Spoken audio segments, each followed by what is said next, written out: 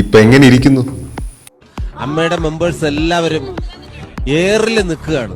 ഇപ്പൊ എല്ലാവരും അതിന്റെ ഒരു സന്തോഷമുണ്ട്. 5 വർഷമായി മൂടിക്കെട്ടിവെച്ച ഹേമ കമ്മീഷൻ റിപ്പോർട്ട് പുറത്തു വരാതിരിക്കാൻ ഒരു നടിയെ വെച്ച് സ്റ്റേ ചെയ്യാൻ നോക്കി. അതും 3G ആയി പുറത്തു വന്നപ്പോൾ സിദ്ദിഖ് ഖാൻ ടീം നയിച്ച ന്യായീകരണങ്ങൾ. ഹേമ കമ്മിറ്റി റിപ്പോർട്ട് പുറത്തു വന്നതിന് ശേഷം അമ്മയുടെ പ്രതികരണം വൈകിപ്പോയെന്ന് പൊതുവെ ഒരു പരാതി ഉയർന്നിട്ടുണ്ട്. നിങ്ങളോട് പറഞ്ഞിരുന്നു, അന്ന് ഞങ്ങളൊരു ഷോയുടെ റിഹേഴ്സൽ നടന്നുകൊണ്ടിരിക്കുകയായിരുന്നു. ഞങ്ങളെ ബാധിക്കുന്ന കാര്യമല്ല, സർക്കാരിന്റെ നിലപാടാണ്. കമ്മിറ്റിയുടെ റിപ്പോർട്ട് പുറത്തുവിടണമെന്നും പുറത്തുവിടണമെന്നും എല്ലാം തീരുമാനിക്കേണ്ട സർക്കാരാണ്. ഞങ്ങൾക്ക് അതിനകത്ത് പ്രത്യേകിച്ച് പങ്കില്ല. അരിയാഹാരം കഴിക്കുന്നവർക്കെല്ലാം മനസ്സിലായി പേടിയും അങ്കലാപ്പും വെളുപ്പിക്കലും ഞങ്ങളൊന്നും അറിഞ്ഞിട്ടേയില്ല എന്ന വിവരണവും ഒപ്പം അഭിനയമറിയാതെ എന്ന ആത്മകഥയും 3G. റിപ്പോർട്ട് അമ്മ സംഘടനയ്ക്കെതിരെയല്ല എന്ന് പറഞ്ഞ് തീർന്നില്ല, വിക്കറ്റ് വീണു തുടങ്ങി.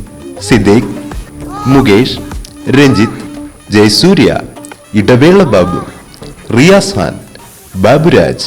ഓരോ ദിവസവും ആരോപണങ്ങളുടെ എണ്ണം കൂടുന്നതുകൊണ്ട് കൃത്യമായ പോളിംഗ് നിർണ്ണയിക്കാൻ പറ്റുന്നില്ല.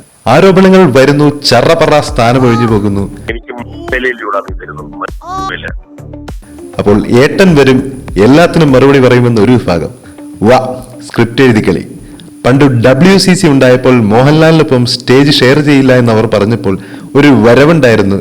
മോനെ, എനിക്ക് ഇവിടെ വരാൻ ആരുടെയും അനുവാദം വേണ്ട എന്നൊക്കെ നോക്കി വായിച്ച് കീച്ചി ആ പരിപാടി ഇന്ന് നടക്കില്ല. കാണാപ്പാടം പഠിച്ചാലും ചോദ്യങ്ങൾ വരുമ്പോൾ അല്ല മുഞ്ചും.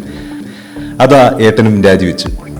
അതല്ല, ഇരയും വേട്ടക്കാരനുമില്ലെന്നും പറഞ്ഞ് വെളുപ്പിച്ചാലും പ്രകോപനമുണ്ടാക്കി പണി മേടിക്കണ്ടല്ലോ. ഒരുപാടുണ്ടല്ലോ. ഇപ്പൊ ഏട്ടൻ സേഫ്. കൃത്യമായ ഒരു നിലപാട് തുറന്നടിക്കാൻ ധൈര്യം കാണിച്ചത് പൃഥ്വിരാജും ജഗദീഷും മാത്രമാണ്.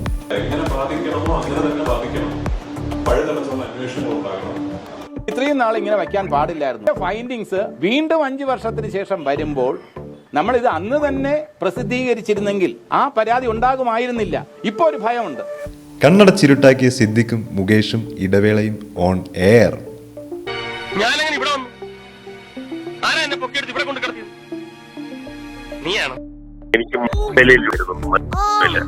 ഹേമ കമ്മിറ്റി ആരുടെയും പേര് പുറത്തുവിട്ടിട്ടില്ല. പല വമ്പന്മാരും ഇനിയും ഇരുളിൽ തന്നെയാണ്. പാർവതി പോലും തനിക്ക് നേരിടേണ്ടി വന്ന പീഡനങ്ങൾ തുറന്നു പറഞ്ഞിട്ടുണ്ട്. എക്സ്പ്ലോയിറ്റ് ചെയ്യപ്പെടുക എന്താണെന്ന് എനിക്ക് അറിയാം.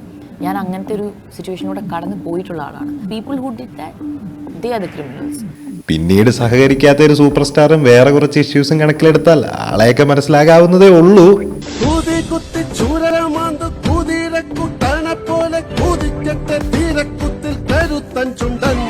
രൂക്ഷമായ ഭാഷയിൽ പ്രതികരിച്ച് മാധ്യമങ്ങളെ തല്ലാൻ ഓടിച്ച സുരേഷ് ഗോപി. കോടതി പറയും, അസോസിയേഷനിൽ ഞാൻ ഇറങ്ങി വരുന്ന സമയത്ത് കാര്യങ്ങൾ ചോദിക്കും. ഈ ദേഷ്യവും ആക്രോശവും അറിയാത്തവർക്കായി ശാന്തിവിള എണ്ണം പറഞ്ഞു തരും.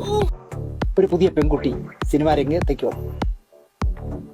ഈ കടുവേര തടിയും 6 അടി പൊക്കമുള്ള അയാളുടെ എങ്ങനെയോ എന്തോ വാചകത്തിൽ ആ കുട്ടി വീണുപോയി. ചാക്കിലായി. അയാളുടെ കെട്ടിക്കൊള്ളാമെന്ന് പറഞ്ഞ വാക്കിൽ എവിടെയോ ആ കുട്ടി വീണു. ആ കുട്ടി വീഴാൻ പാടില്ലായിരുന്നു. കാരണം അയാൾക്ക് ഭാര്യയും 1.5 മക്കളും ഉണ്ടല്ലോ എന്ന് ആലോചിക്കണ്ടായിരുന്നു.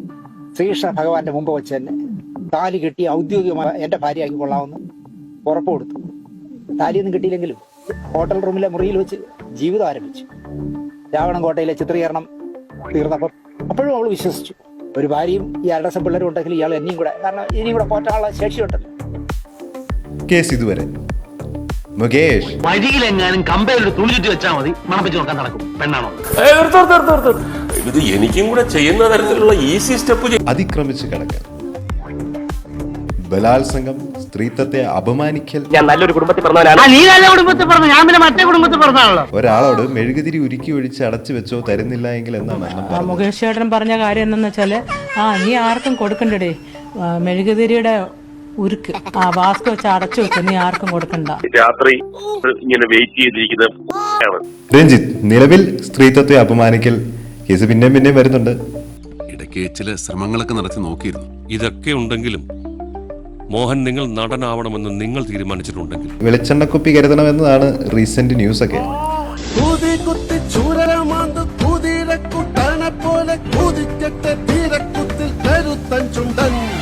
നന്മേട്ടൻ ജയസൂര്യ. സ്ത്രീകള് റോട്ടിലൂടെ പോകുന്നതാണ്. കൊച്ചിന് നല്ലൊരു വാഷ്റൂം ഉണ്ടോ?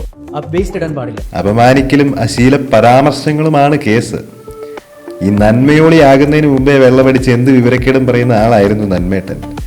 ഉറക്കത്തിന് വിളിക്കല്ലേ, അവൻ ഉമ്മ വെച്ച് നശിപ്പിക്കും. അല്ല ഞങ്ങൾക്ക് ഭാര്യമാരെ അവരാണ് പറഞ്ഞത് നിങ്ങൾ പോയി എൻജോയ് ചെയ്യുമെന്ന്. ഞാൻ അവരുടെ മുഖത്ത് നോക്കി നുണ പറയാൻ തോന്നുന്നില്ല. കാല് പിടിച്ചിട്ട് അവർ വരാതിരുന്നത്. സണ്ണി ലിയോൺ ആദ്യമായി കേരളത്തിൽ വന്നപ്പോൾ ഇട്ട പോസ്റ്റ് നോക്കിയാൽ മനസ്സിലാവും പുള്ളിയുടെ ലൈംഗിക ദാരിദ്ര്യം എങ്ങനെയായിരുന്നു എന്നുള്ളത്. ആരോപണങ്ങൾ ഇനിയുമുണ്ട്, കഴിഞ്ഞില്ല. സിദ്ദിഖ് ബലാത്സംഗം, ഭീഷണിപ്പെടുത്തൽ, ഇടവേള ബലാത്സംഗം, മണിയൻപിള്ള ബലാത്സംഗം, VK പ്രകാശ് ലൈംഗികാതിക്രമം, അഭ്യർത്ഥന. ഹേമ കമ്മീഷൻ റിപ്പോർട്ടിലെ ചില പ്രസ്തുത ഭാഗങ്ങൾ. അതിക്രമം കാട്ടിയവരിൽ ഉന്നതരുമുണ്ട്. ക്രിമിനൽ ബാക്ക്ഗ്രൗണ്ട് ഉള്ളവർ സിനിമ ഭരിക്കുന്നു. കാസ്റ്റിംഗ് കൗച്ച് മോളിവുഡിലുണ്ട്. അവസരം കിട്ടാൻ വിട്ടുവീഴ്ച ചെയ്യണം. താരപരിവേഷം ഇല്ലാത്തവർക്കും ഗുണ്ടാ ടീം വഴി fans association and PR works. നടിമാരെ തിരഞ്ഞെടുക്കുന്നത് താരങ്ങൾ. ചൂഷണം ചെയ്യുന്നവരുടെ കൂട്ടത്തിൽ പ്രധാന നടന്മാരും. സിനിമയുമായി സഹകരിക്കുന്നവർക്ക് കോഡ് നെയിംസ്. സെറ്റുകളിൽ പോലും ലഹരി ഉപയോഗം വ്യാപകം. സഹകരിക്കുന്നവരുടെ കുറച്ച് കോഡ് പേരുകൾ ഇതാ: സ്വീറ്റി ഹൈറേഞ്ച്, കമ്പോസർ, മുല്ല, RJ, dancer jet, cousin Bobby, guest, immortal, hope dancer, 2018 moon, role model, Sachin 2. എനിക്കൊന്നും മനസ്സിലായില്ല, മനസ്സിലാവുന്നവർ കമന്റ് ചെയ്യുക. ഇത്രയും ഭീകരമായ പ്രശ്നങ്ങളായിട്ടും 5 വർഷം ഇത് പുറത്തു വരാതെ മൂടിവെച്ചു. ഇപ്പോൾ പറയുന്ന ആരോപണങ്ങൾ പോലും തെറ്റാണെന്ന് പലരും വാദിക്കുന്നു, വാദിപ്പിക്കുന്നു. അലസമായിട്ട് ഞാൻ എന്ത് മറുപടിയാണ്? അലസമായിട്ടല്ല പറഞ്ഞു. ചിലത് ഫേക്ക് ആവാം, എങ്കിലും ഇത്രയും കാലം പ്രതികരിക്കാത്തത് എന്തേ എന്ന ചോദ്യത്തിന് ഒരേ ഒരു ആൻസറേ ഉള്ളൂ. ഇത്രയും പവർഫുള്ളായ ഒരു സംഘത്തോട് ഫൈറ്റ് ചെയ്താൽ ജീവൻ കാണുമോ? ഇപ്പോൾ ഇത്രയൊക്കെ ആയപ്പോൾ ധൈര്യം കാണിക്കുന്നു. കാണിക്കട്ടെ, വളരെ നല്ലത്. ഇത്രയും സംഭവിച്ചിട്ടും പവർ ഗ്രൂപ്പ് ഇല്ല, അറിയില്ല, അറിഞ്ഞിട്ടില്ല എന്നുള്ള ഒഴുക്കൻ മട്ടിൽ പ്രതികരിക്കുന്ന കുറച്ചു പേർ, ഒരക്ഷരം പോലും മിണ്ടാത്ത സൂപ്പർ സ്റ്റാറുകളോട് പുച്ഛം മാത്രം. പ്രതികരിക്കേണ്ട ചുമതല അവർക്കുണ്ട്. സ്വന്തം തൊഴിൽ മേഖലയാണ്. കൈകൾ ശുദ്ധമാണെങ്കിൽ പ്രതികരിക്കാം. தவறான ஒரு செய்கை மோகன்லால் அந்த இடத்துல அந்த ஆடுற பொண்ணை பார்த்து செய்கிறார். அந்த ஆடுற பொண்ணு ஒரு பிரபலமான நடிகரோட மகன். உங்கள் மேலே இருக்க அபிப்பிராயம் அந்த நிமிஷமே மக்களுக்கு போயிடுச்சு. അതല്ല ഹിന്ദ മോനെ, ഇതൊക്കെ ഒരു ബ്ലാക്ക് ഹ്യൂമർ അല്ലേ, മേക്ക് ബിലീഫ് അല്ലേ? നിങ്ങൾ ചോദിക്കുന്ന ചോദ്യങ്ങൾക്ക്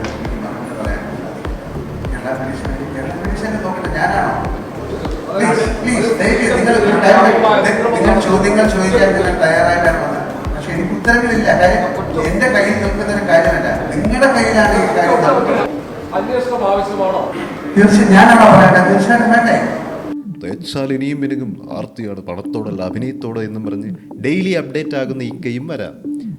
ഈ സംഭവങ്ങളൊക്കെ വേറെ പ്ലാനറ്റിൽ നടന്നതാണെന്ന് വിശ്വസിച്ച് നമുക്ക് അവർക്ക് കൈയടി കൊടുക്കാം. അഡ്ജസ്റ്റ്മെന്റുകളല്ല പ്രശ്നം. ആക്രമണമില്ലാതെ, അടിച്ചമർത്തലുകളില്ലാതെ എല്ലാവർക്കും തൊഴിൽ ചെയ്യാനാവുന്ന ഒരു ഇൻഡസ്ട്രിയായി മാറട്ടെ മോളിവുഡ്. വീഴേണ്ടതാണെങ്കിൽ എല്ലാ വൻമരവും വീഴട്ടെ. പകൽ മാന്യന്മാർ പുറത്തു വരട്ടെ. സിനിമ ആരുടെയും കുത്തകയൊന്നുമല്ല. നിങ്ങളില്ലെങ്കിലും സിനിമ ഇവിടെ ഉണ്ടാകും. സിനിമയിലെ ആക്ടിങ്ങിനേക്കാൾ മെച്ചമുള്ള ആക്ടിങ്ങുകളും ട്വിസ്റ്റുകളും നമുക്ക് പ്രതീക്ഷിക്കാം.